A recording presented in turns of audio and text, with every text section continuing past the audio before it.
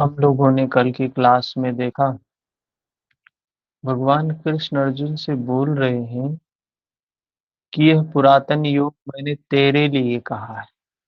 तू मेरा भक्त है, तू मेरा प्रिय है, तू मेरे आश्रित है, तू मेरा सखा है। अर्थात जो व्यक्ति ही धर्म की शरण में होता है, धर्म उसी की मदद करता है। यहाँ अगर ये कहा जाए कि जो व्यक्ति ईश्वर की शरण में होता है, ईश्वर उसकी मदद करता है, तो एक पर्याय है धर्म का ही। जो अर्थात जो धर्म को धारण करेगा, जो योग के अंगों का अनुष्ठान करेगा, प्रकृति उसी की मदद करेगी। प्रकृति का लक्ष्य क्या है? भोगापवर्गार्थम दृश्यम। तो जो उसको धारण करेगा उसी को प्रकृति उठाएगी ना। जो भोग की प्रक्रिया में होगा, किसको बताया कि विकारों को नष्ट करने का कार्य जो करेगा, प्रकृति उसी की मदद करेगी, बाकी किसी की मदद नहीं करेगी। जो सिर्फ धर्म की बातें करता है, धर्म को धारण नहीं करता है, प्रकृति उसकी मदद कतई नहीं करेगी। इसके बाद अर्जुन, हमने देखा क्या पूछता है कि भगवान आपका तो जन्म अब हुआ है और मेरे अंदर ये सुरा का संचार बहुत पुराना है। तो अर्जुन मानता था कि ये भगवान, ये जो कृष्ण है, ये शरीरधारी हैं, ये भी जन्म लेते हैं, इनकी भी मृत्यु होती है। तो वहां बताते हैं कि मेरे बहुत से जन्म हो चुके हैं, उन सबको तू नहीं जानता, लेकिन मैं जानता हूँ। एक स्वरूपस्थ महापुरुष, अशोक जी हरिओम। एक स्वरूपस्थ महापुरुष जानता है, अव्यक्त की स्थिति वाला जानता है। क्या आप सबकी तरह पैदा होते हैं? तो भगवान कृष्ण कहते हैं नहीं, सबकी तरीके से हमारा जन्म नहीं होता है। विद्या जी हरिओम। ये जो शरीर हम लोग मानते हैं जन्म हुआ, हम जन्म किसको मानते हैं? ये शरीर प्राप्त हुआ तो जन्म हुआ। भगवान कह रहे हैं ये शरीर प्राप्ति जन्म नहीं है। मेरा जन्म क्या है? कुछ अलग तरीके का जन्म है मेरा। मेरा जन्म इन आंखों से नहीं देखा जा सकता है। वो कौन सी आंखों से देखा जा सकता है? वो प्रज्ञा की आंखों से देखा जा सकता है। प्रत्यक्ष ज्ञान अंतः चक्षु से देखा जा सकता है। विवेक से उत्पन्न प्रज्ञा से देखा जा सकता है। बताया ना, विवेक ख्यातिर विपलवाहानोपाय। विवेक कैसे? विवेक से क्या होगा? बुद्धि सप्तधा प्रांत भूमि प्रज्ञा। तो उससे उसको देखा जा सकता है, और जिसकी प्राप्ति योग के अंगों के अनुष्ठान से होने वाली है। अब बात करें वो ईश्वर कैसा है, तो इतनी चीजों को सिर्फ पढ़ के तो हम सभी मानते हैं ईश्वर एक शरीरधारी है, जबकि यहाँ कह रहे हैं कि वो शरीरधारी जो है, जिसका जन्म तो शरीर का होता है, मेरा शरीर नहीं होता। मतलब उसका जन्म होता है, लेकिन हर क्षण वो जो अनित्यता का स्वभाव है, उत्पत्ति होना नष्ट होने का जो स्वभाव है, जन्म होना जो मृत्यु होने का स्वभाव है, और यही क्या है? नित्य है। ये अव्यक्त है, ये व्यक्त दिखाई नहीं देता है। साधना जी हरिओम। ये दिखाई नहीं देता है कि ये जन्म हुआ, ये मृत्यु हुई। शरीरों का तो उत्पन्न होना दिखाई देता है, शरीरों का नष्ट होना तो दिखाई देता है, लेकिन ये शरीर धीरे धीरे जर्जरित हो रहा है, मृत्यु की ओर भागा जा रहा है। मतलब जन्म हुआ बच्चे का और मृत्यु की ओर दौड़ शुरू हो गई। तो क्या दौड़ शुरू हो गई तो एक-एक कदम चलते-चलते दौड़ समाप्त होती है ना? तो वही कह रहे हैं कि ये जो जन्म होता है ये एक शरीर का नहीं है, ये जन्म प्रतिक्षण चल रहा है। मैं प्रतिक्षण ये उत्पत्ति नष्ट की प्रक्रिया में हर क्षण हूँ। इसके बाद मैं विनाश रहित हूँ, पता है? मैं विनाश रहित हूँ, उनका उस प्रक्रिया का विनाश नहीं हो सकता है। ये सनातन प्रक्रिया है, ये चल रही है।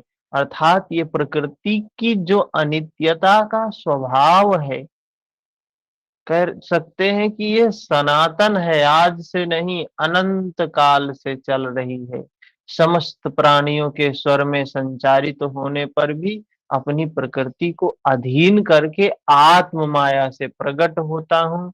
एक माया तो अविद्या है, जो प्रकृति में विश्वास दिलाती है और जो आत्मा में प्रवेश दिलाती है, स्वरूप के जन्म का कारण बनती है, इसी को योग माया कहा गया। तो भगवान कह रहे हैं योग माया से मैं प्रकट होता हूँ। और क्या है, कब किन-किन परिस्थितियों में? तो कहा यदा यदा हि धर्मस्य ग्लानिर्भवति भारत अभ्युत्थानमधर्मस्य तदात्मानं सृजाम्यहम्। अर्जुन, जब-जब परम धर्म परमात्मा के लिए हृदय ग्लानि से भर जाता है,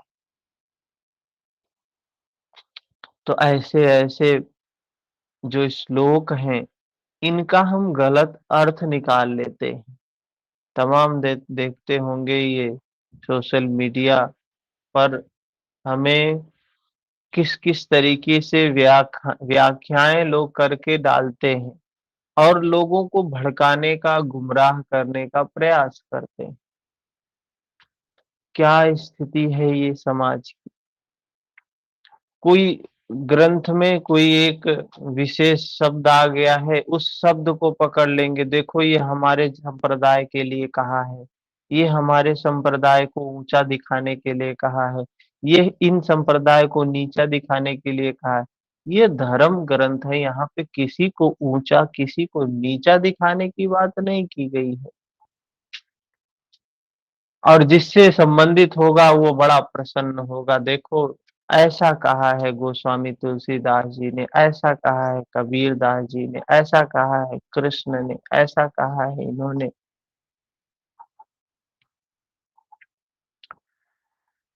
तो ये मूढ़ता ही है हमारी।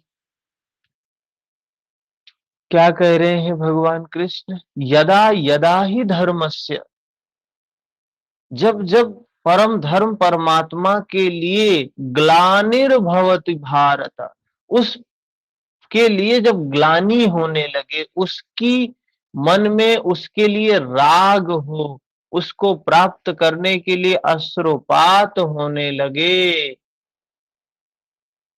जब अधर्म की वृद्धि से भाविक पार नहीं, भाविक शब्द आया है। भव शब्द हमने सुना है ना? भव, भावनात्। तो ये भाव क्या है? भावनात् क्या है? भावना क्या है? कह रहे हैं जो ये हमारी भावनाएँ होती हैं, उस उसके प्रति जब ये भावित लोग जो भीम रूपी कहा, भीम महाभारत में क्या कहा? भीम है भाव रूपी भीम। भाव क्या होना चाहिए? भीम के समान मजबूत होना चाहिए। और दुर्योधन कहता है भाव रूपी भीम को जीतना आसान है। तो भाव किसी का कभी बदला जा सकता है। अभी भाव है, थोड़ी देर बाद अभाव हो गया। तो भाव कह रहे हैं ये जो भाविक लोग हैं, अधर्म इतना बढ़ गया है कि ये भाव रूपी भीम जीत नहीं पा रहा है, तब मैं आत्मा को रचने लगता हूँ। ऐसी ही ग्लानि मनु को हुई थी। फिर आगे कहते हैं परित्राणाय साधूनां विनाशाय च दुष्कृताम् धर्म संस्थापनार्थाय संभवामि युगे युगे। अर्जुन क्या बताया? साधु नाम परित्राणाय परम साध्य एकमात्र परमात्मा है, जिसे साध लेने पर कुछ भी साधना शेष नहीं रह जाता है। अब यहाँ लोग क्या व्याख्या करते हैं कि साधु की रक्षा के लिए विनाशाय च दुष्कृताम, दुष्ट लोगों को नष्ट करने के लिए। सोचिए, जो साधु हो गया मतलब उच्च अवस्था को जिसने प्राप्त कर लिया, जिसका चित्त समता में स्थित हो गया, जिसे अब शरीर के प्रति आसक्ति नहीं रही, वो साधु की रक्षा के लिए भगवान आते हैं। विनाशाय च दुष्कृताम, दुष्ट लोगों को मारने के लिए भगवान आते हैं? नहीं, भगवान किस लिए आते हैं? उस साध्य में प्रवेश दिलाने वाले विवेक, वैराग्य, सम, दम इत्यादि दैवी संपद को निर्विघ्न प्रवाहित करने के लिए क्या आते हैं। हम धर्म के मार्ग पर हमारे में चलने की बहुत क्या है, भाव है, चलना चाह रहे हैं, लेकिन विकारों की फौज ज्यादा है। चलना चाह रहे हैं लेकिन चल नहीं पा रहे हैं, तो कह रहे हैं तो उस ईश्वर का जन्म, इस ईश्वर का अवतरण होता है। वो ईश्वर अवतार लेता है हमारे इस हृदय प्रदेश में, और होता क्या है, तब उसी के बिन हरि कृपा, बिना उसके कृपा के, क्या कहा है गोस्वामी तुलसीदास जी ने कि राम क्या है, उसमें बताया कि राम जो है, राम नाम की जो औषधि परम महा औषधि है, उससे ही यह हमारे अंदर के विकार, बिना उसकी कृपा के विकार नष्ट नहीं होते हैं। हम जब हमारी वो स्थिति आ जाती है कि हम प्रयत्न कर रहे हैं लेकिन नहीं कर पा रहे हैं, नष्ट नहीं कर पा रहे हैं विकारों को, तो कह रहे हैं साधु नाम। साधु मतलब कि जिसका चित्त निर्मल है, जो चित्त को निर्मल कर लेगा, तो उस वो व्यक्ति विवेक, वैराग्य, सम इत्यादि दैवी संपत्ति को निर्विघ्न प्रवाहित करने के लिए दुष्कृताम, जिसने दूषित कार्य रूप लेते हैं, जिनसे दूषित कार्य रूप लेते हैं, काम, क्रोध, राग, द्वेष, ये सब इतना आसानी से समाप्त नहीं होते हैं बिना उसकी कृपा के। अर्जुन से भगवान कृष्ण कहते हैं, तू सिर्फ निमित्त बन, इनको तो हमने पहले ही मार दिया है, तुझे क्या करना है? तुझे निमित्त मात्र बनना है, तुझे मारना नहीं है। इनको तो मैं चाहूं तो वैसे एक एक क्षण में इन सबको नष्ट कर दूं, लेकिन तुझको सिर्फ निमित्त बनना है, इनको मरा हुआ जानकर ही तू कर्म कर। तो ये विकार जो हैं, ये सब नष्ट ही है, लेकिन हमें उसके लिए उद्यत होना पड़ता है, संघर्ष करना पड़ता है, बिना किए संभव नहीं है। ठीक है, कह रहे हैं विजातीय प्रवृत्तियों को समूल नष्ट करने के लिए, धर्म को भली प्रकार स्थिर करने के लिए, धर्म को स्थिर मतलब धर्म क्या है? चित्त के विकारों को नष्ट करना धर्म है। तो कह रहे हैं संपूर्ण रूप से चित्त निर्मल हो जाए, उसके लिए मैं युगे युगे प्रकट होता है। युग युग से तात्पर्य क्या है? चाहे हम जिस स्थिति में हो, चाहे हमारे चित्त की कोई भी अवस्था हो, शूद्र है, वैश्य है, क्षत्रिय है, ब्राह्मण है, किसी में भी भगवान आते हैं, एक अनुरागी के हृदय में आते हैं, एक भाव रूपी भीम के हृदय में आते हैं, धर्म की स्थापना के लिए आते हैं, विकारों को नाश करने के लिए आते हैं। हम सभी विकारों को नष्ट नहीं कर सकते हैं बिना उसकी प्रेरणा के, बिना उसके मार्गदर्शन के, बिना उसके निर्देशन के। ठीक है, तो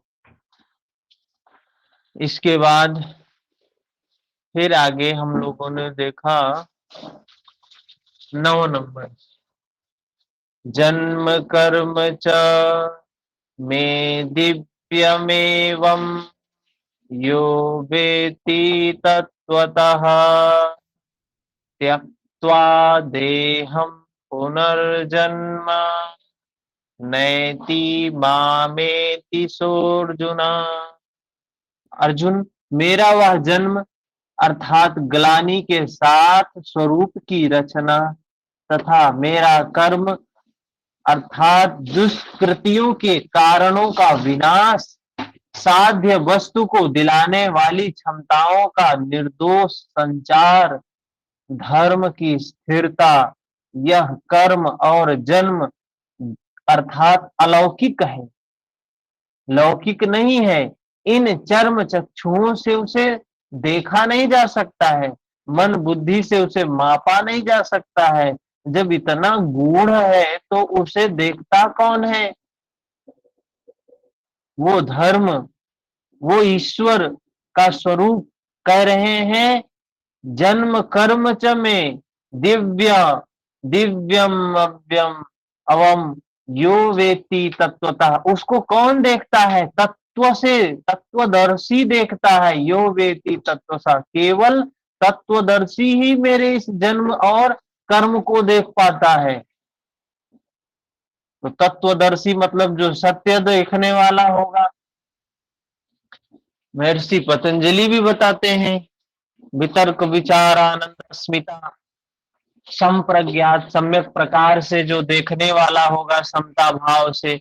और अहिंसा सत्य बताते हैं कि सत्य धारण क्या है? सत्य, बिना सत्य के संभव नहीं है। तो कहते हैं तत्वदर्शी, तत्वदर्शी ही देखता है और मेरा साक्षात करके वह पुनर्जन्म को नहीं प्राप्त होता है। तो यहाँ मुक्ति का हमने दूसरे भी अध्याय में देखा था कि देखने की बात कही थी कि बंधन को खोलना है तो देखना सीखें।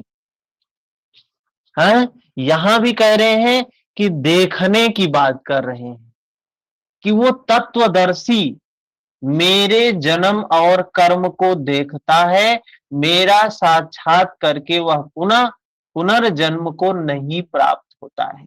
जो उसको देख लेता है, भगवान कृष्ण, भगवान के जन्म को, धर्म को, प्रकृति के धर्म को जो देख लेता है, कह रहे हैं वो मुझे प्राप्त होता है, उसका पुनर्जन्म नहीं होता है। जब तत्वदर्शी ही भगवान का जन्म और कार्य देख पाता है तो लोग लाखों की संख्या में भीड़ लगाए क्यों खड़े हैं? प्रश्न उठ रहा है कि जब एक तत्वदर्शी ही, सिर्फ तत्वदर्शी ही देख सकता है, तो मान लीजिए हमने तत्व को देखा, आपको उससे क्या लाभ मिलेगा? आपको उससे क्या लाभ मिलेगा? हमारे पीछे लाखों की भीड़ आ जाए, करोड़ों की भीड़ आ जाए, तत्व तो हमने देखा है ना, प्राप्ति तो मुझे हुई है ना, आपको उससे क्या मिल जाएगा? लेकिन जानते हैं मिलेगा, ऐसा नहीं है। मिलेगा, क्या मिलेगा? मार्गदर्शन मिलेगा। सिर्फ इतना दे सकता है एक तत्वदर्शी, एक पुरुष, महापुरुष। सिर्फ और सिर्फ क्या अर्जुन को भगवान कृष्ण, उनके अंदर ये क्षमता नहीं थी कि इनको उठा के उस मुक्ति अवस्था तक पहुंचा दें? संपूर्ण विकारों को तो स्वयं भी नष्ट कर सकते थे भगवान कृष्ण, लेकिन क्यों नहीं नष्ट किया? उन्होंने, भगवान कृष्ण ने अर्जुन को इतना टाइम क्यों लगाया? भगवत गीता उसको उपदेश दिया, फिर तैयार किया, फिर युद्ध में उद्यत कराया। वो तो चाहते तो एक ही मिनट में संपूर्ण सेना का संहार कर सकते थे, चाहते थे, उनके अंदर सामर्थ्य था ना। तो यही काम महापुरुष भी, तत्वदर्शी भी, जो गुरु होता है यही काम करता है। जो उसने देखा है वो लोगों को बताता है।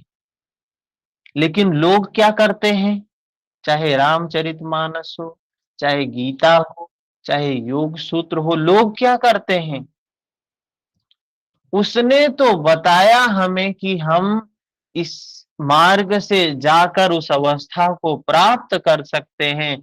हमने उस बात को सुना और सुन के कहा बहुत अच्छी बात बताई, बहुत अच्छी बात बताई, लेकिन उस पे चलते नहीं है। रामचरितमानस हम लोग सुनते हैं, बड़ा सुंदर लगता है सुनने में, बड़ा भाव विभोर होते हैं, मन एकदम प्रसन्न हो जाता है, अश्रुपात भी होने लगता है।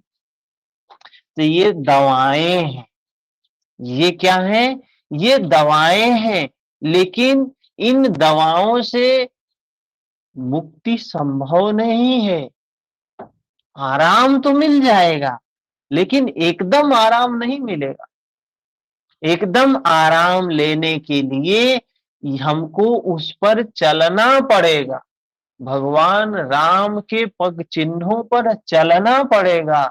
उनकी कहानी को सुन के खूब प्रसन्न हो जाएं, भाव को खूब शुद्ध कर लें, तो उससे हमारा कल्याण नहीं हो जाएगा। भाव थोड़ी देर के लिए शुद्ध होंगे, जैसे कथा पंडाल से बाहर निकले फिर माया घेर ली। माया से हम बचने के लिए क्या बताया, अभ्यास और वैराग्य दो उपाय हैं, इनको करना होगा। तो भगवान कृष्ण कह रहे हैं, जब तत्वदर्शी ही भगवान जन्म और भगवान का जन्म और कार्य देख पाते हैं, तो लोग लाखों की संख्या में भीड़ व्यर्थ ही लगाए हैं। क्या होता है कि भगवान कहीं अवतार होगा तो दर्शन कर लेंगे, लोग यही मानते हैं।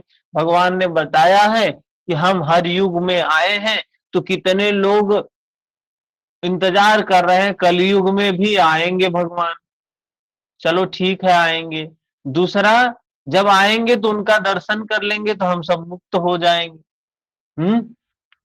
बहुत से ऐसे महात्मा महापुरुष हैं जो कहते हैं हम ही आए हैं भगवान के रूप में कलयुग में। अभी यूट्यूब पे जाइए, देखिए कितने ऐसे महापुरुष हैं जो खुद को कहते हैं हम ही आए हैं कली युग में, जो कली अवतार होना है वो मैं ही हूं। तो आज महात्मा के वेश में आज भी विविध तरीकों से, मुख्यतः महात्मा वेश की आड़ में बहुत से लोग प्रचार करते फिरते हैं कि वे अवतार हैं, या उनके दलाल प्रचार करते हैं। लोग भेड़ की तरह अवतार को देखने के लिए टूट पड़ते, किंतु श्री कृष्ण कहते हैं केवल तत्वदर्शी ही देख पाता है।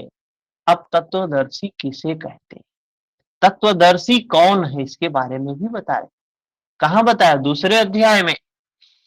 तो ऐसे देखिए तो यूट्यूब पर कितने ऐसे लोग हैं और लाखों करोड़ों फॉलोवर भी हैं उनके। क्यों है, क्योंकि वो तत्वदर्शी हैं। तत्वदर्शी है, उसका कोई साइंटिफिक वो तो है नहीं। हम्म।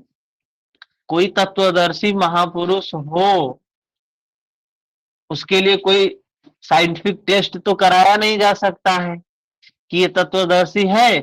चलो ये जांच करवा लेते हैं, अगर इसमें पास हो जाएगा, पॉजिटिव आ जाएगा तो मान लेंगे तत्वदर्शी है, पॉजिटिव नहीं आएगा तो नहीं मानेंगे तत्वदर्शी है। तत्वदर्शी का प्रमाण क्या है, बस सुंदर सा चेहरा हो, भोली भाली सी सूरत हो, बढ़िया टिक टाक, बढ़िया चंदन माला, बढ़िया कपड़ा पहन के, और 10-20 फॉलोवर शुरू में हो जाए, धीरे धीरे बढ़ते बढ़ते लाखों करोड़ों तक संख्या पहुंचेगी, बाबा की ख्याति बढ़ती जाएगी। क्या है, बाबा जी बोलते हमने तत्वदर्शी तत्व का दर्शन कर लिया, ईश्वर का साक्षात कर लिया, बस लोगों की भीड़ आनी शुरू हो जाएगी। आज सबसे आसान है धर्म के नाम पर लोगों को गुमराह करना। सबसे आसान व्यवसाय है धर्म का। बाकी चीज तो बहुत कठिन है, लेकिन ये सबसे कम पूंजी वाला है और अच्छा रिटर्निंग उसमें है, बहुत अच्छा है, रिटर्न में भी बहुत अच्छा है। तो धर्म का क्या स्वरूप हम लोगों ने समझ रखा है समाज में, है? दूसरे अध्याय में भगवान कृष्ण सत और असत का निर्णय देते हुए योगेश्वर श्री कृष्ण ने बताया, अर्जुन, असत वस्तु का अस्तित्व नहीं है, सत का तीनों कालों में अभाव नहीं है। तो क्या आप ऐसा कहते हैं? उन्होंने बताया, नहीं, तत्वदर्शियों ने इसको देखा है, हम कहते हैं इसलिए मत मानो। तत्वदर्शियों ने देखा है, न किसी भाषाविद ने देखा है, न किसी समृद्धशाली ने देखा है। यहाँ पुनः बल देते हैं कि मेरा आविर्भाव तो होता है, लेकिन उसे किसने देखा है? तत्वदर्शियों ने देखा है। तत्वदर्शी एक प्रश्न है, ऐसा कुछ नहीं कि 5 तत्व है, 25 तत्व हैं, इनकी गणना सीख ली और हो गए तत्वदर्शी। तत्वदर्शी मतलब क्या है? सत्यदर्शी, जिसने सत्य का दर्शन कर लिया। श्री कृष्ण ने आगे बताया कि आत्मा ही परम तत्व है। आत्मा परम से संयुक्त होकर परमात्मा हो जाता है। आत्म साक्षात्कार करने वाला ही इस आविर्भाव को समझ पाता है। तो आत्म साक्षात्कार के लिए महर्षि पतंजलि ने वही सूत्र, वितर्क, विचार, आनंद, अस्मिता। अस्मिता क्या है? आत्म ही है अस्मिता। आत्म स्व अस्मिता है। अंतिम में पहले वितर्क का दर्शन करो, विचार का दर्शन करो, आनंद का दर्शन करो, अस्मिता का दर्शन करो। जब अस्मिता समाप्त होती, उसी को कहा निर्बीज समाधि है, उसी को कहा परम तत्व परमात्मा में विलीन हो गया है। हैं? क्या बताया? आत्म साक्षात्कार करने वाला ही इस आविर्भाव को समझ पाता है। सिद्ध है कि अवतार किसी विरही अनुरागी के हृदय में होता है। भगवान का अवतार हृदय में होता है। आरंभ में उसे वह समझ नहीं पाता है कि हमें कौन संकेत देता है, कौन मार्गदर्शन करता है, किंतु परम तत्व परमात्मा के दर्शन के साथ ही वह देख पाता है, वह समझ पाता है, फिर शरीर को त्याग कर पुनर्जन्म को प्राप्त नहीं होता है। तो श्री कृष्ण ने बताया कि मेरा जन्म दिव्य है, इसे देखने वाला मुझे प्राप्त होता है। तो लोगों को ने उनकी मूर्ति बना ली, पूजा करने लगे, आकाश में कहीं उनके निवास की कल्पना कर ली। ऐसा कुछ भी नहीं है। गीता के अनुसार जो ये लोग कर रहे हैं, भगवान कृष्ण की मूर्त ले आए, घर में रख लिए, पूजी पूजा कर रहे हैं, भगवान कहीं हैं, इस मूर्त में है। तो कहा गया है ना, श्रद्धा, वो श्रद्धा है जो मूर्त में दिख रही है, वो आपकी भाव है जो मूर्त में दिख रही है। वास्तविक में वो वहां थोड़ी ना है, लेकिन हमारी श्रद्धा, कहते हैं जहां श्रद्धा, अगर सोचिए किसी जगह पे, किसी तत्व में ईश्वर हैं, तो उसी को हम मानते हैं ईश्वर है। कोई और संप्रदाय वाला मानता है नहीं, ईश्वर नहीं, ये तो पत्थर है। हम हमारे लिए इष्ट हैं उसमें, हम उससे कुछ भी एक्सपेक्ट करते हैं, कुछ भी मांगते हैं, हम अपने दुखों को समर्पित करते हैं, हमारे दुख कम हो जाते हैं। तो क्यों होते? क्योंकि श्रद्धा है हमारी, और उनकी श्रद्धा नहीं है, तो वे लोग तोड़ते हैं, तो क्या उनको पाप लगता है? उनको पाप लगता है। अगर श्रद्धा वाला व्यक्ति कोई ऐसे करे, एक मेरे ही इसमें मेडिकल कॉलेज में एक वहां से महाराष्ट्र से एक बच्चा आया है, बीएमएस कर रहा है, 3rd ईयर में है। तो आया था ट्रीटमेंट के लिए। तो तमाम तरह की बातें मन में उसके शंका। फिर हमसे बोला, अभी गणेश चतुर्थी थी, तो बोला सर जो है, हमने पिछली बार गणेश जी की मूर्ति बैठाई थी, हमको लगता है कुछ गलती हो गई, इस वजह से हमें ये सब हो रहा है। मन में हमारे शंका बैठ गया कि हमने कुछ गलत किया होगा, इसलिए हमारे साथ ये दंड हमको मिल रहा है। इस बार सोचा कि पता नहीं बैठाएं कि ना बैठाएं, नहीं बैठाएंगे कुछ गलती हो जाएगी, फिर से दंड मिलेगा। हमने कहा ये तुम्हारे मन का ही भ्रम है, जो तुम्हें पनिश कर रहा है उससे हमें निकलना है। वो ईश्वर हमारे हमको ज्ञान नहीं है, हम अपने श्रद्धा, अपने ज्ञान, अपने सामर्थ्य के अनुसार उसको जो कुछ भी देते हैं, जो कुछ भी अर्पित करते हैं, वही वो स्वीकार कर लेता है। उसकी कोई मांग नहीं होती, हमें ये चाहिए, इतना चाहिए, ऐसे चाहिए। मांग तो मनुष्य करते हैं, वो ईश्वर कुछ नहीं मांगता हमसे। हम अपनी श्रद्धा से जो कुछ होता है उसको समर्पित करते हैं।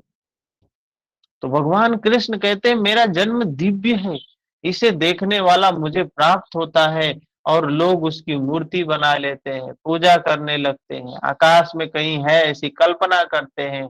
ऐसा कुछ भी नहीं है।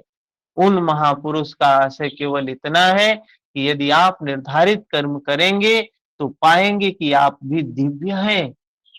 निर्धारित कर्म क्या है? यज्ञ की प्रक्रिया, अपने चित्त को विकारों से विमुक्त करने की प्रक्रिया ही निर्धारित कर्म है। आप जो हो सकते हैं वह मैं हो गया हूं, मैं आपकी संभावना हूं, आपका ही भविष्य हूं। अपने भीतर आप जिस दिन ऐसी पूर्णता पा लेंगे तो आप भी वही होंगे जो कृष्ण हैं। तो एक अवस्था है चित्त की। कहते हैं, कबीर क्या बोलते हैं, कबीरा मन निर्मल भया जैसे गंगा नीर, पाछे पाछे हरि फिरे कहत कबीर कबीर। तो ये चित्त की वो अवस्था आ गई, निर्मल हो गया चित्त, तो हमारे पीछे हरि पीछे पीछे फिर रहे हैं। और नहीं निर्मल है तो हम उनके पीछे पीछे फिर रहे हैं। हैं? जो श्री कृष्ण है, जो श्री कृष्ण का स्वरूप है, वही आप भी हो सकते हैं। अवतार कहीं बाहर नहीं होता है। हाँ, यदि अनुराग पूरित हृदय हो तो आपके भीतर भी अवतार की अनुभूति होती है। वे आपको प्रोत्साहित करते हैं कि बहुत से लोग इस मार्ग पर चलकर मेरे स्वरूप को प्राप्त हो चुके हैं। 10 नंबर श्लोक में बताते हैं, वीतराग भय क्रोधा मन मन्मया मामुपाश्रिताः बहवो ज्ञान तपसा बोधा भदाव मांगता। क्या कह रहे हैं? राग और वैराग्य, राग और विराग दोनों से परे वीत राग की अवस्था है। हमने जो कहानी सुनाई थी किसके बारे में? कबीर के पुत्र कमाल के बारे में। वो कैसी अवस्था में था? वीत राग की अवस्था में था। उसको ना राग था ना वैराग्य था। देखें, पहले राग होता है, पहले क्या होता है? राग होता है। हमारे हृदय में पहले राग सबसे पहले आता है, राग के बाद अनुराग आता है। अर्जुन की स्थिति, राग में क्या होता है? राग है तो हम प्रेम करते हैं समाज से, आसपास के लोगों से, फिर वही प्रेम उस ईश्वर के प्रति हो जाता है तो अनुराग हो गया। अनुराग जब हुआ उस ईश्वर के प्रति तो फिर अवस्था आती है वैराग्य की। वैराग्य, भगवान कृष्ण अर्जुन को वैराग्य ही समझा रहे हैं। अनुराग तो अनुराग की अवस्था में है ही अर्जुन, उसको समझा रहे कैसे तू वैराग्य पूर्वक कर्म को करेगा। वैराग्य की स्थिति को प्राप्त करने के बाद फिर आती है वीतराग की अवस्था। जो उच्च अवस्था है। तो कह रहे हैं राग और वैराग दोनों से परे वीत राग। इसी प्रकार भय और अभय, क्रोध और आक्रोध दोनों से परे अनन्य भाव से अर्थात अहंकार रहित मेरी शरण हुए बहुत से लोग ज्ञान तप से पवित्र होकर मेरे स्वरूप को प्राप्त हो चुके हैं। तो भगवान को कौन कौन प्राप्त किया है? जिसके राग और द्वेष दोनों, राग और वैराग दोनों समाप्त हो गए, भय और अभय दोनों, न भय है न अभय है, न क्रोध है न आक्रोध है, दोनों से परे अहंकार रहित अवस्था ही कबीरा मन निर्मल भया। मतलब क्या कहना चाह रहे हैं? मन की निर्मलता से ही हमें प्राप्त किया जा सकता है। भगवान राम के लिए गोस्वामी तुलसीदास जी लिखते हैं, निर्मल मन जन सो मोहि पावा। जिसका मन निर्मल हो गया उस वो ही मुझे पा सकता है, इसके अलावा कोई मुझे नहीं पा सकता है। अच्छा, ये निर्मल करने का उपाय क्या बताया महर्षि पतंजलि ने? योगांग अनुष्ठानात शुद्धि क्षय। योग के अंगों का अनुष्ठान करने से अशुद्धि का क्षय होगा। तो क्या कह रहे हैं? बहुत से लोग ज्ञान तप से पवित्र होकर मेरे स्वरूप को प्राप्त हो चुके हैं। अब ऐसा होने लगा हो, ऐसी बात नहीं है। भगवान कृष्ण कह रहे ऐसा नहीं कि अभी ये चीजें हो रही, ये चीजें हजारों लाखों करोड़ों साल पूर्व भी थी। जिन्होंने अपने चित्त को निर्मल किया है वो मेरे स्वरूप को प्राप्त किए हैं। अब ऐसा नहीं है, यह विधान सदैव रहा है। बहुत से पुरुष इसी प्रकार से मेरे स्वरूप को प्राप्त हो चुके हैं। किस प्रकार? जिन जिन का हृदय अधर्म की वृद्धि देखकर परमात्मा के लिए ग्लानि से भर जाता है। जब हमारे अंदर में विकार आते हैं, राग, द्वेष, क्रोध, लोभ, मोह, जब ये विकार हमारे हृदय में आते हैं तो हमारे अंदर से एक आवाज आती है, एक भाव आता है इन विकारों से मुक्त होने का। यही है ग्लानिर्भवति भारत। ये जो ग्लानि होती है कि ये मैं इतना तुच्छ हूं, हमारे अंदर में ये विकार है, हम कितने स्व केंद्रित हैं, हम मनुष्य हैं और कितने अपने आप तक ही सीमित हैं। अपने इन विकारों को देखकर जब मन में ग्लानि होने लगे तो भगवान का अवतरण होता है। तब हमारे, जब यही विकारों पर अहंकार हो, क्रोध कर रहा है व्यक्ति और उस क्रोध से आपके आसपास वाले जल रहे हैं, क्रोध की वजह से कोई व्यक्ति, आप मतलब क्रोध के होते हैं, कुछ लोग ऐसे होते हैं परिवार में, समाज में या आसपास में, कितने क्रोधी स्वभाव के होते हैं, उनसे कोई व्यक्ति बहुत सजग होके बोलता है कहीं क्रोध ना आ जाए उसको। मतलब आस पड़ोस के लोग एकदम वो रहते हैं, घर परिवार वाले पूछेंगे नहीं कहाँ जा रहे हो, क्यों? क्योंकि इतना क्रोधी है, उसको होश नहीं है, उसके हृदय में भगवान नहीं है। भगवान किसके हृदय में है?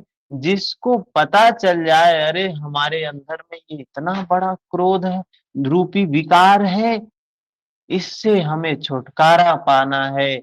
जब ऐसी स्थिति आ जाती है तो भगवान का अवतरण होता है हमारे हृदय में। ठीक है, उस स्थिति में मैं अपने स्वरूप को रचता हूँ, वे मेरे स्वरूप को प्राप्त होते हैं, जिसे योगेश्वर श्री कृष्ण ने कहा तत्व दर्शन कहा। उसे अब उसे ही अब ज्ञान कहते हैं। परम तत्व है परमात्मा, उसे प्रत्यक्ष दर्शन के साथ जानना ज्ञान है। ऐसी जानकारी वाले ज्ञानी मेरे स्वरूप को प्राप्त करते हैं। यहाँ यह प्रश्न पूरा हो गया। अब वे योग्यता के आधार पर भजने वालों की श्रेणी विभाजन करते हैं, श्रेणी बताते हैं योग्यता के आधार पर कि कैसी किसकी श्रेणी होती है। क्या कह रहे हैं? ये यथा मां प्रपन्ते तांस्तथैव भजाम्यहम् मम वत्रमानुवर्तन्ते मनुष्याः पार्थ सर्वशः। पार्थ जो मुझे जितनी लगन से जैसा भजते हैं मैं भी उनको वैसा ही भजता हूँ। भगवान कह रहे हैं कि जो मुझको जितनी लगन से भजता है, याद करता है, मैं भी उसको उतनी ही लगन से भजता हूँ, याद करता हूँ, उतनी ही मात्रा में सहयोग देता हूँ। साधक की श्रद्धा ही कृपा बनकर उसे मिलती है। देखिए बात आई ना, ये श्रद्धा आपकी कितनी है। अब आप श्रद्धा पत्थर में बना लेंगे, आपको भगवान पत्थर में नजर आने लगे। तो भगवान कौन है? श्रद्धा ही भगवान है हमारी। हम कह सकते कि ये श्रद्धा की वजह से वो दिखाई दे रहा है ना। श्रद्धा नहीं है फिर भी दिखाई देगा। इस रहस्य को जानकर सुधी जन संपूर्ण भावों से मेरे मार्ग के अनुसार ही बरतते हैं। भगवान कह रहे हैं कि जो सुधी जन है, जो विवेक जन है, इस प्रकार इस रहस्य को जानकर मेरे मार्ग के अनुसार बरतते हैं, मैंने जो कहा है उसको करते हैं। अब सिर्फ श्रद्धा ही बनवा लिए भगवान यहाँ है, खूब पूजा पाठ अर्चन बंदन खूब कर रहे हैं, कीर्तन भजन खूब कर रहे हैं, लेकिन उनके अनुसार व्रत नहीं रहे। भगवान कृष्ण ने क्या कहा? विकारों को नष्ट करना है। आप विकारों को नष्ट नहीं कर रहे हैं। जैसा मैं बरतता हूं, जो मुझे प्रिय है वैसा ही आचरण करते हैं, जो मैं कराना चाहता हूं वही करते हैं। तो अगर आप वो काम नहीं कर रहे, भगवान क्या करवाना चाह रहे हैं? भगवान कह रहे हैं सारी अपेक्षाएं समाप्त कर लो।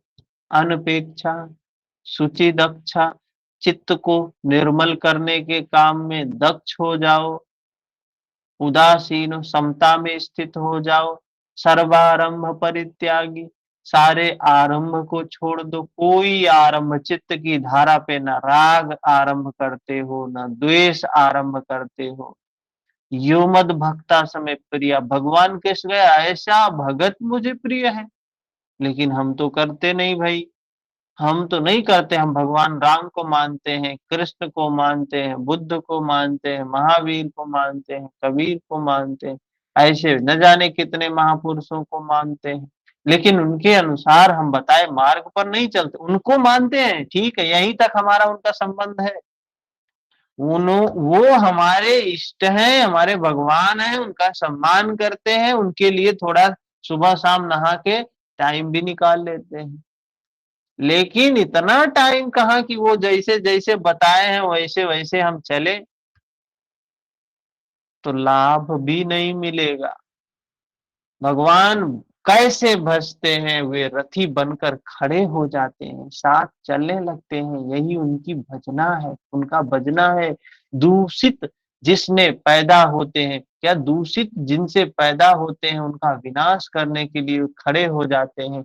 सत्य में प्रवेश दिलाने वाले सद्गुणों का परित्राण करने के लिए वे खड़े हो जाते हैं। जब तक इष्ट देव हृदय से पूर्णता रति ना हो, हर कदम पर सावधान ना करें, तब तक कोई कैसा भी भजनानंदी क्यों ना हो, लाख आंखें मूंदे, लाख प्रयत्न करे, वह इस प्रकृति के द्वंद से पार नहीं हो सकता है। भगवान ही वे नाविक हैं जो नाव से पार करवाते हैं। वह कैसे समझेगा कि वह कितनी दूरी तय कर चुका है, कितनी शेष बची है। इष्ट ही आत्मा से अभिन्न होकर खड़े हो जाते हैं, उनका मार्गदर्शन करते हैं कि तुम यहाँ हो, ऐसे करो, ऐसे चलो। इस पर प्रकृति की खाई पाटते हुए शनैः शनैः धीरे धीरे आगे बढ़ाते हुए स्वरूप में प्रवेश दिला देंगे। भजन तो साधक को ही करना पड़ेगा, साधना तो साधक को ही करना पड़ेगा। बिना साधक के चले कुछ नहीं हो सकता है। गुरु का काम सिर्फ है मार्गदर्शन देना, किंतु उसके द्वारा इस पथ में जो दूरी तय होती है वह इष्ट की देन है। ऐसा जानकर सभी मनुष्य सर्वतो भावेन सर्वतो भावेन मेरा अनुसरण करते हैं। किस प्रकार वे बरतते हैं, 12 नंबर श्लोक में बताते हैं।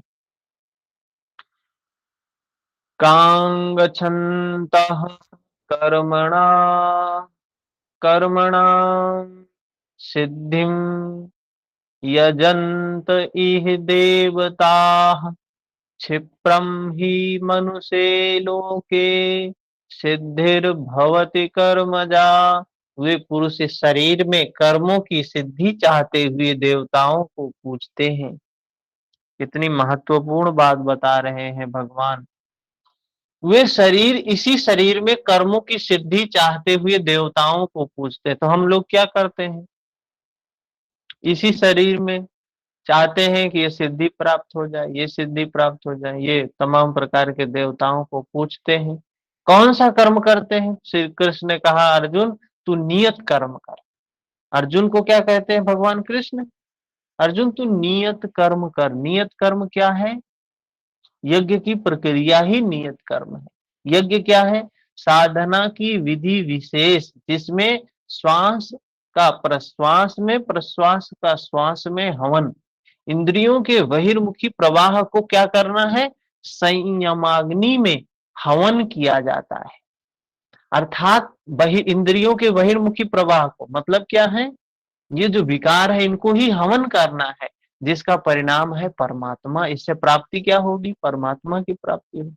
कर्म का शुद्ध अर्थ है साधना, जिसका स्वरूप इसी अध्याय में आगे मिलेगा। कर्म के स्वरूप पर आगे चर्चा करेंगे। इस साधना का परिणाम क्या है? संसिद्धिम, परम सिद्धि, परमात्मा की प्राप्ति होगी। यान्ति ब्रह्म सनातनम, शाश्वत ब्रह्म में प्रवेश, परम नैष्कर्म्य की स्थिति। श्री कृष्ण कहते हैं, मेरे अनुसार बरतने वाले लोग इस मनुष्य लोक में कर्म के परिणाम परम नैष्य कर्म सिद्धि के लिए देवताओं को पूजते हैं, दैवी संपद को बलवती बनाते हैं।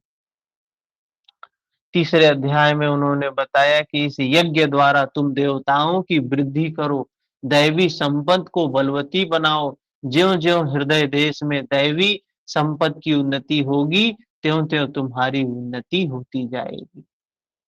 तो क्या है? गुणों को ही बढ़ाने की बात कह रहे। दैवी संपद मतलब ये दैवीय गुण जो हैं, अहिंसा, सत्य, स्तेय, ब्रह्मचर्य, परिग्रह, शौच, संतोष, तपः, स्वाध्याय, ईश्वर प्रणिधान, इन गुणों को अपने भीतर बढ़ाओ।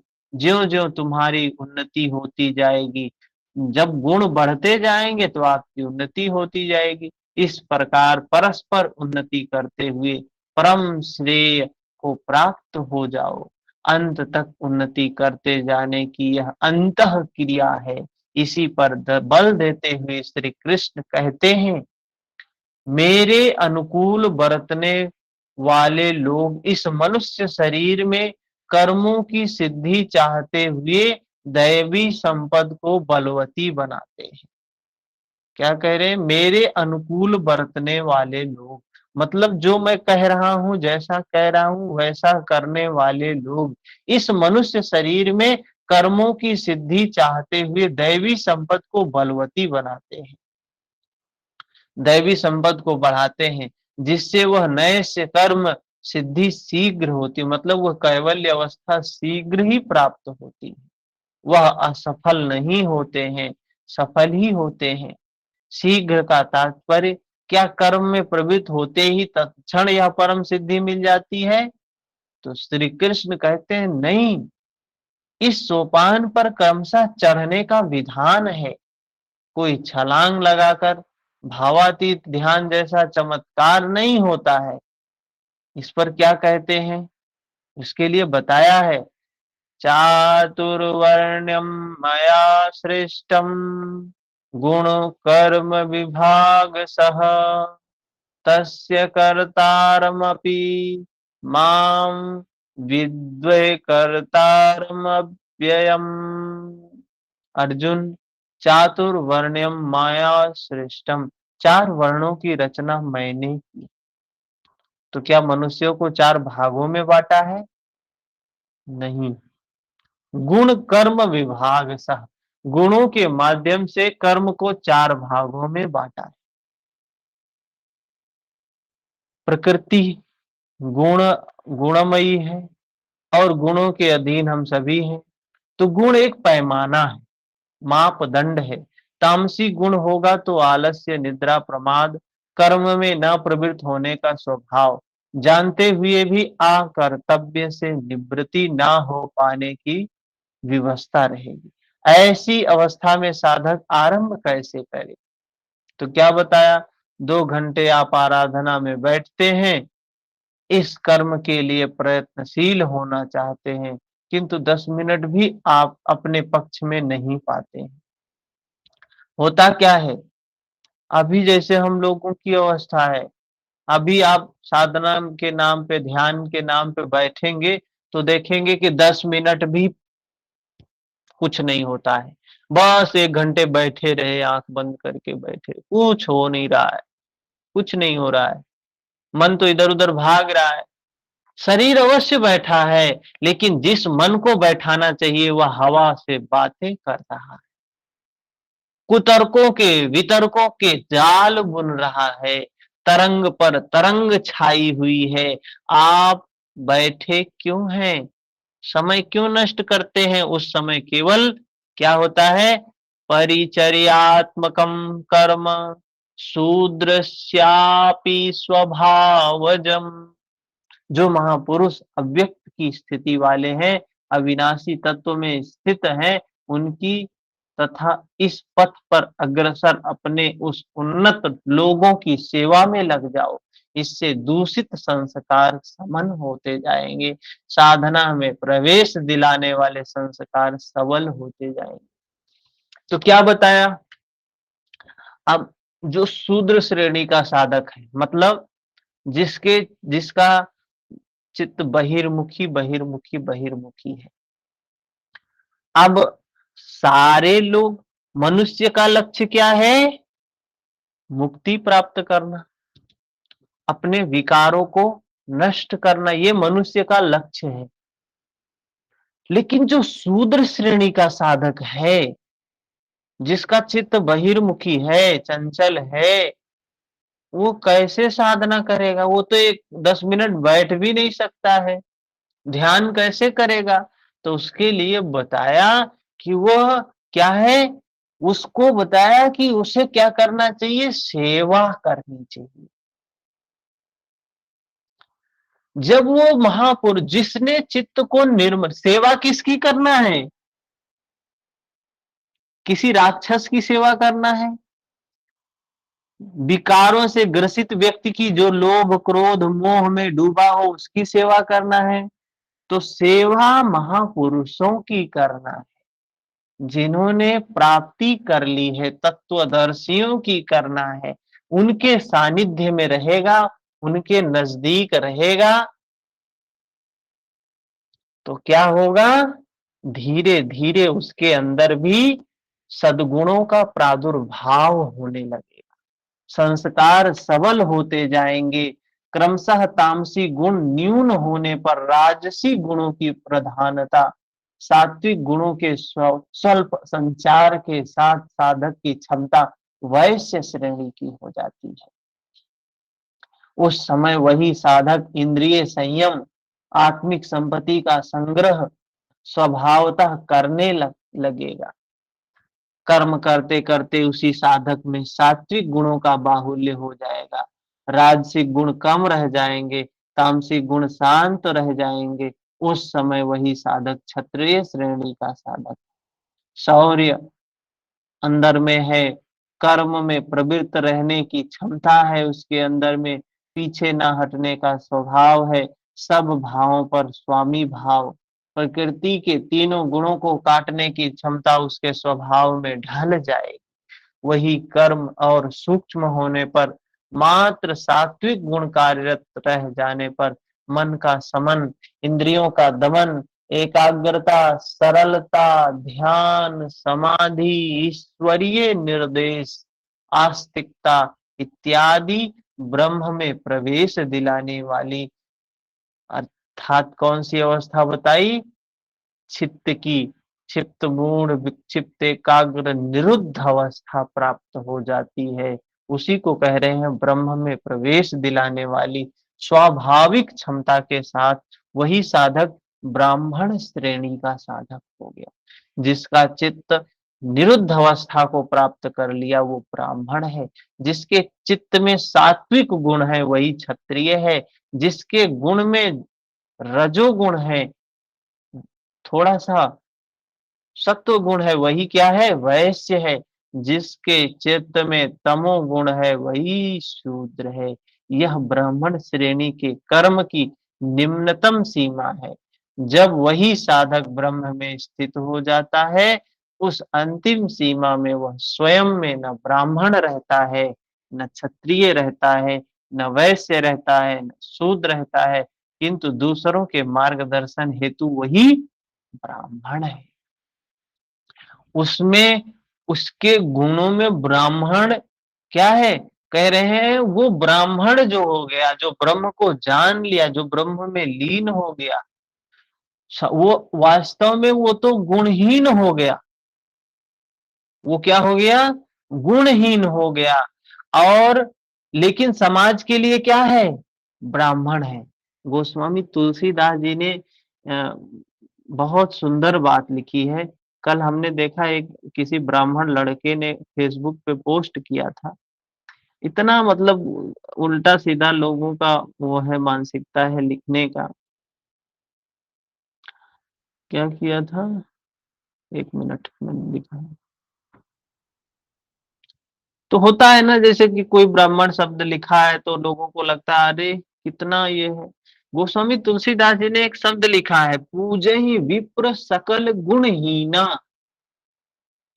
क्या कहा है? कि किसकी पूजा करनी चाहिए?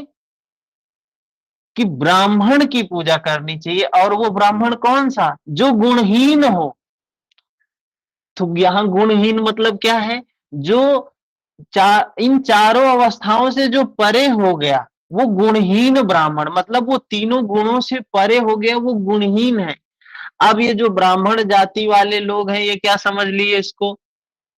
कि ब्राह्मण घर में जन्मा जो बालक है वो कितना भी पापी हो, कितना भी क्रूर हो, कितना भी दुर्गुणों से भरा हो, वो पूजनीय है समाज में।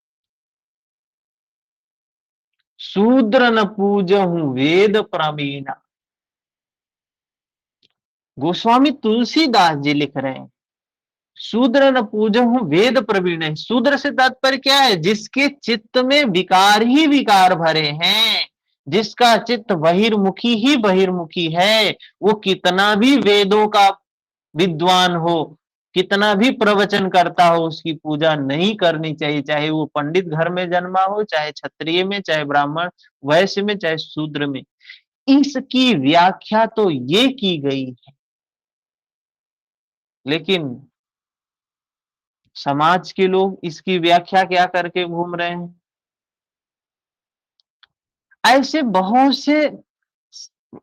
से श्लोक हैं जिन जिनका देखने को मिलता है कि समाज में वे शब्द कुछ अलग ही अर्थ में चल रहे हैं। सही बोले भैया।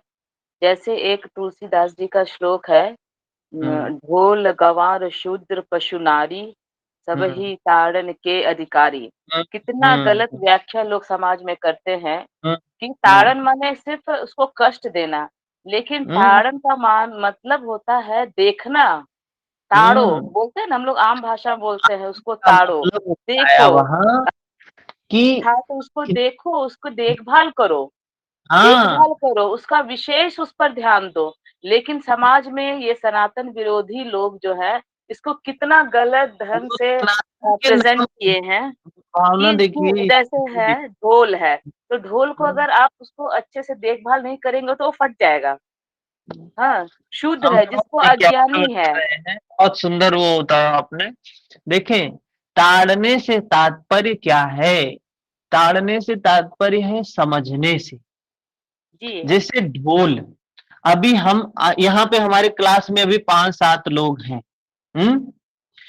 क्या ताड़ने का तात्पर्य अगर ताड़ने का तात्पर्य होता पीटने से, जी, तो सारे लोग पीटना जानते हैं। जी, पीटना तो सारे लोग जानते हैं, सब लोग लेकिन जानते हैं। ढोल ढोल की उपयोगिता तो कोई 1-2 ही जो बजाना जानता होगा, वही। मतलब क्या है, उनको समझना, जो उसके विज्ञान को, उसको जो समझ लेगा, वही उसका उपयोग कर सकता है। ढोल ऐसी चीज है, उसको कोई न सब कोई नहीं बजा सकता है, कोई कोई ही बजा सकता है। उसको बजाने के लिए हमें बहुत साधना करनी पड़ेगी, बहुत समझना पड़ेगा, तब अभ्यास करना पड़ेगा, तब जाके हम ढोल बजा सकते हैं। उसके लिए ज्ञान की जरूरत है, अभ्यास की जरूरत है, समझने की जरूरत है। ऐसे ही बताया गंवार। गंवार क्या है? वो, और ऐसे ही बताया पशु, कि ये क्या है? ये गंवार जो है, इनको भी, ये तो भाई गंवार है ना, इनको पता नहीं है ना गलत क्या है सही क्या है। जैसे छोटे बच्चे हैं, पशु हैं। अब कोई पशु गलती कर दिया, जैसे कल मैं टिफिन लेके जाता था वहां पे डिपार्टमेंट में, टिफिन लेके जाता था, तो सैटरडे को टिफिन लेके गया, उधर ही भोजन किया और टिफिन वहीं रख दिया। तो अब यहाँ चले आए, रूम पे चले आए, तो अ, सोचे कि चलो भूल गए, फिर ध्यान आया कि टिफिन तो वहीं भूल गए। फिर गए, चलो देखेंगे। कल गया तो देखा टिफिन का पूरा एकदम कतरा कतरा, मूसों ने उसको क्या कर दिया था, कतरा कतरा, छोटे छोटे टुकड़े बना दिए। हुँ, तो क्या करें उस पे, अगर हम क्रोध करें, किसी ने कहा कि इसको ला के दवा रख दीजिए सर, मर जाए सारे, हुँ, क्या मतलब निकलेगा उससे? वो उनका तो स्वभाव ही है, उनका तो स्वभाव ही है। उससे अगर वो मर जाएंगे, क्या उनकी प्रवृत्ति बदल जाएगी? बाकी की प्रवृत्ति बदल जाएगी? उनको समझने की जरूरत है, हमें सजग होने की जरूरत है कि अगर यहाँ ऐसी परिस्थिति है, ऐसे पशु हैं, तो हमें वहां सजग होने की जरूरत है। उनको कष्ट देने से वो बदल नहीं जाएंगे, उनकी प्रवृत्ति नहीं बदलेगी, उनका स्वभाव ही है ऐसा, उनकी प्रकृति ही ऐसी है, वो बदलते नहीं है। इसलिए ये गोस्वामी जी ने तो ये कहा कि इनको समझने की जरूरत है, इनको ताड़ने से तात्पर्य है समझने से, और समझकर हम इनसे इनका उपयोग कर सकते हैं। लेकिन अगर समझे नहीं तो क्या होगा? तो इनको हम ताड़ने के नाम पर कष्ट देंगे, प्रताड़ित करेंगे, जो समाज में होता है। तो क्या वो समझ जाते हैं? और मामला बिगड़ता जाता है, और मामला बिगड़ता जाता है। वही मैं बोल लेकिन रही हूँ कि तुलसीदास जी इतने महान, कवि, इतने परम पुरुष क्या ऐसा लिख सकते हैं? हाँ, जो समाज में अभी लोग इसको लेकर के कितनी चर्चा होती है कि तुलसीदास जी ने ऐसा लिखा, तुलसीदास जी ने ऐसा लिखा, तो बड़ा दुख होता है कि वो इस भाव से कभी लिखे ही नहीं होंगे कि हाँ, चलिए ठीक है। धोल गवार शूद्र पशु नहीं, नारी सब ही ताड़न के अधिकारी, ये क्या कहने की बात है?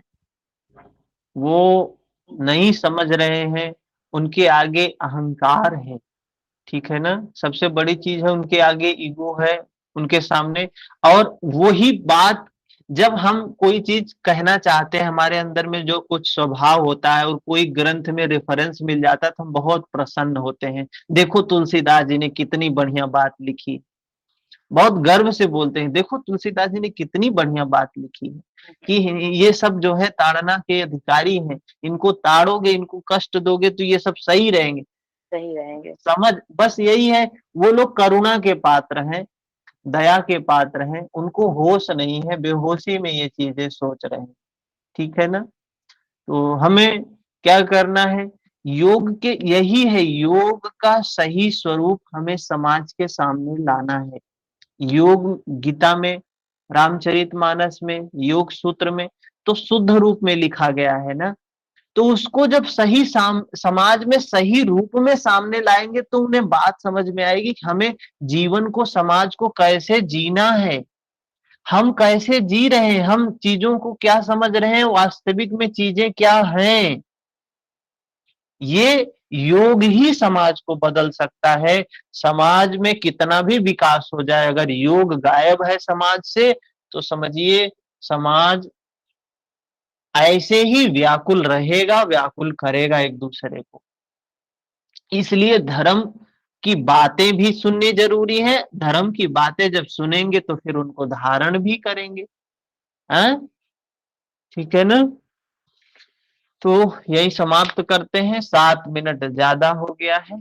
कल शाम को मिलते हैं योग सूत्र की क्लास में। हरिओम। हरिओम सर। प्रणाम गुरु जी। भैया हरिओम। भैया कल